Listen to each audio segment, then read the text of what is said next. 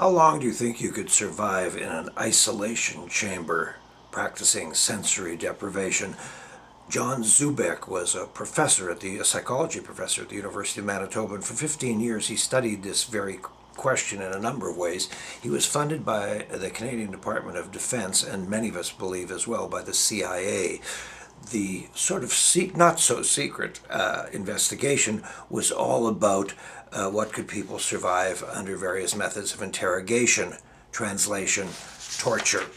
I had just returned from living in Europe, especially in England, and I was a student and I needed money, so I happily volunteered because the trick was if you could last 6.5 days, you were paid $150, which in those days to a 20-year-old was a lot of money.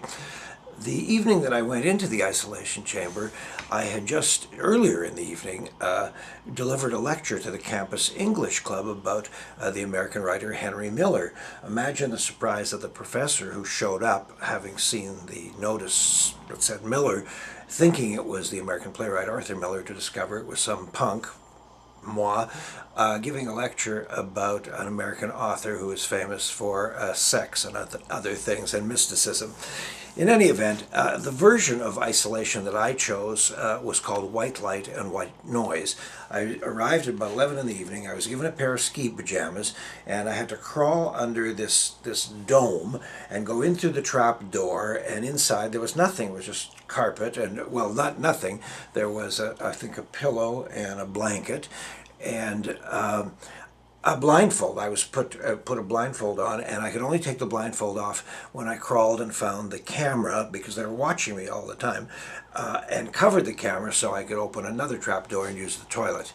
The funniest thing, there are a number of silly things that happened, but the funniest was that I learned later that my Aunt Toby arrived the next day with a birthday cake for me.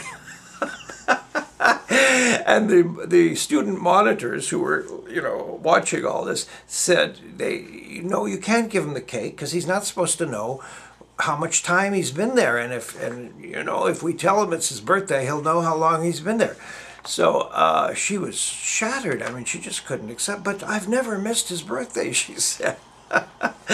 In any event, I did mathematical equations, I recited poetry, I sang the entire canon of recent Broadway musicals, and after 40 hours I said, that's it for me, and I retired. I quit. My mother, of course, on hearing this said, well, David doesn't have much of an interior life. John Zubek was found floating in the Red River not long after that at the age of 49.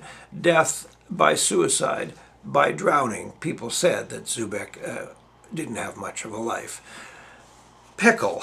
What is the pickle? What am I trying to tell you here? Yes, sensory deprivation. Wow, it can really mess with your head.